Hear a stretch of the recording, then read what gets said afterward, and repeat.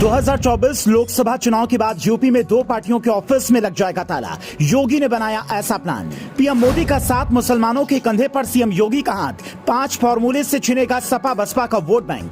गांव की दो पार्टियों में से एक बीजेपी की पकी, दूसरी में सेंध मारी हुई तो 75 सीट नक्की। योगी का टारगेट 80 है। 2024 चुनाव से पहले यूपी में बीजेपी जो करने जा रही है, अगर उसमें कामयाबी मिली तो प्रदेश की दो राजनीतिक पार्टियों के ऑफिस में ताला लगना तय है। पीएम मोदी ने कुछ दिन पहले जो योगी को मिशन 75 का टारगेट दिया था, उससे बढ़ाकर खुद योगी ने मिशन 80 कर दिया है, जिसके लिए उन्होंने 5 सूत्रीय फॉर्मूला दिल्ली भेजा था। इसे पीएम और पार्टी अध्यक्ष की हरी झंडी मिल गई है। बीजेपी ने मुसलमानों के बीच अपनी पकड़ मजबूत करने के लिए 5 तरीके के प्रोग्राम चलाने का फैसला लिया है। लेकिन सिर्फ मुसलमान ही नहीं, बीजेपी के पास दलित और यादवों के लिए भी एक प्लान है जो सीएम योगी ने दिल्ली भेजा है। उस प्लान में क्या है आपको बताएं, उससे पहले जानिए यूपी में मुसलमानों को लुभाने के लिए जो बीजेपी करने जा रही है, क्या वाकई उससे पार्टी को वोट मिलेंगे? आप इस बारे में क्या सोचते हैं वो भी कमेंट करके बताइए। सीएम योगी की अध्यक्षता में बीजेपी मुसलमानों को लुभाने के लिए यूपी में मुस्लिम स्नेह मिलन कार्यक्रम करेगी। पूरे प्रदेश में सूफी सम्मेलन किए जाएंगे, पसमानदा सम्मेलन अलग से किए जाएंगे। प्रोफेशनल और लाभार्थी मुस्लिमों पर बड़ा दांव खेला जाएगा। पीएम के मन की बात कार्यक्रम में विमोचन उर्दू में भी होगा।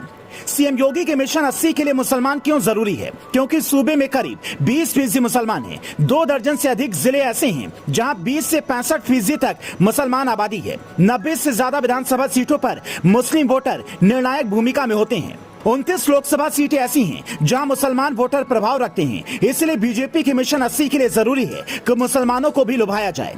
सीएम योगी ने जो अंदर का प्लान बनाया है, उससे सारे मुस्लिमों पर नहीं बल्कि टारगेटेड तबकों पर फोकस किया जाना है। जैसे वेस्ट यूपी में मुस्लिम जाट, मुस्लिम गुर्जर, मुस्लिम राजपूत और मुस्लिम त्यागी जैसी बिरादरियां हैं, जिनके संबंध हिंदुओं में भी बहुत अच्छे हैं, क्योंकि ये बाद में हुए मुस्लिम हैं और मानते हैं कि उनके पूर्वज एक ही थे। इसीलिए बीजेपी एक देश एक डीएनए कार्यक्रम करेगी ताकि सबको एहसास दिलाया जा सके कि कोई किसी का दुश्मन नहीं है, सबका डीएनए एक ही है। सीएम योगी ने देवबंदी विचारधारा को अपने टारगेट से अलग रखा है, क्योंकि वो मुसलमानों का कट्टर तबका माना जाता है। इनके बजाय सूफी विचारधारा और पसमानदा मुस्लिमों के साथ उन लोगों पर फोकस है जो सरकारी योजनाओं से लाभ पा रहे हैं या फिर नौकरी पेशा हैं, जिनके बीच पहले से ही बीजेपी को लेकर एक सॉफ्ट कॉर्नर बन रहा है।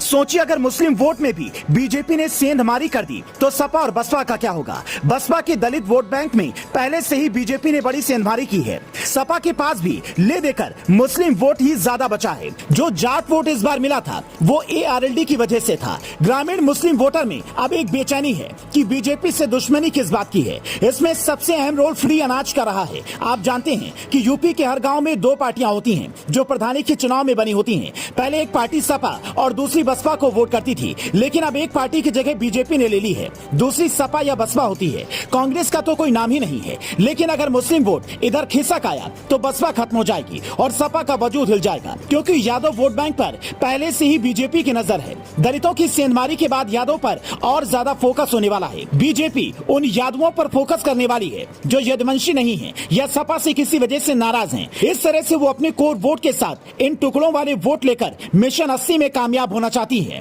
Bureau report, news flash.